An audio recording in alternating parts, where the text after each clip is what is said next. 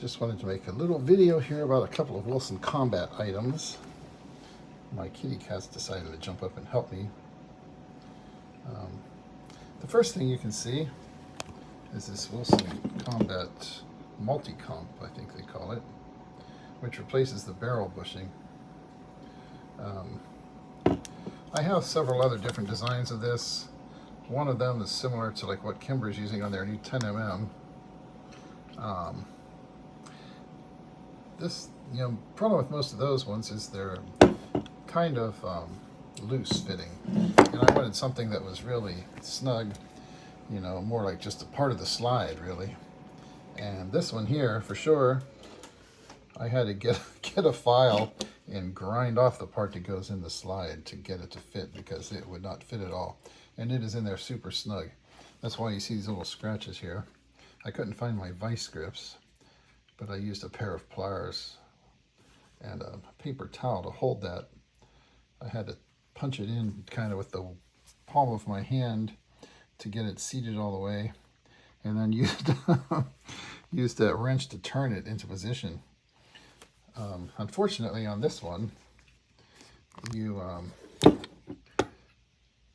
can't put that spring plug in after this is already installed. And I've never been one of those people who was able to hold the damn thing together and push it in from the bottom of the slide with the recoil spring trying to explode out of there, and then slide it onto the slot to the frame. I've just never been able to do that. What I ended up doing, though, fortunately, is I just I put it in, and then I turned this enough to just capture that, and pushed it down in, and pushed the spring plug down in there, and then turned this to capture it. So taking it apart, I may have to let it pop out from underneath, unless I use a vice grips, get hold of that, twist it, and then pull it straight out, and let this kind of come out a little. That's one difference between having this and a regular bushing on there. As you can see, I've got this Techwell on here. A long time ago, when I had my TRP from Springfield Armory, and I was so disappointed with the fact that the mag well they had on there wasn't tapered, and you had to use just certain type of magazines to get them to seat. I switched that out with a Techwell when they had first come out at the time, the carry model. I decided to try these bigger ones on here, which kind of interesting.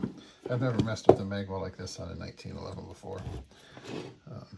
Nothing single stack like this, But that brings me to the other Wilson Combat item. You can see I've got a couple of these Chip McCormick Powermags and a couple of the 47Ds from Wilson. One of these actually had this .625 base pad on it when I bought it. The other one, along with these Powermags, had the shorter standard, like .325 or 350, whatever it is that they have on there normally. And I just wanted to get something longer to work with this mag funnel a little better, make it easier to seat those mags.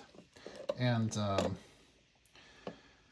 couldn't find the Powermag version anymore, the Chip McCormick version. I did find a site that was selling them, but they were over in the Philippines.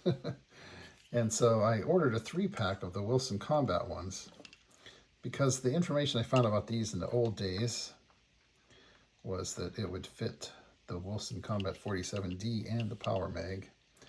So I thought, well, then the one for the 47D should fit this. So I got a 3-pack of those and popped them on the other mags, and they work great, You see the ammo I'm using here is a 185 grain Nosler from Underwood, like 1200 feet per second.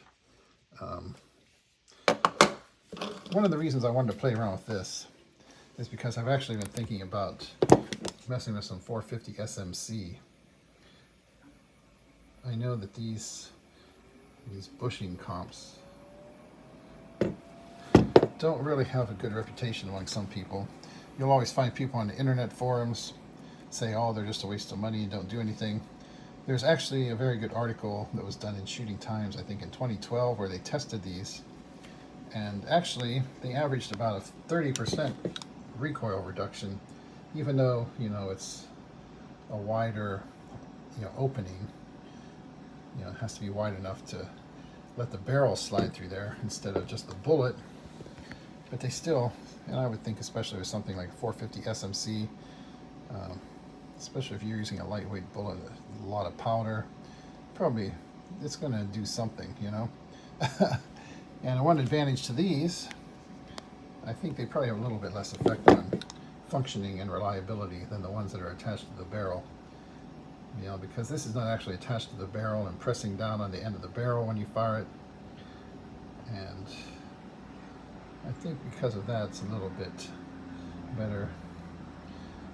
So we'll find out. I'm going to take it out to the range, see if it actually makes any kind of noticeable difference.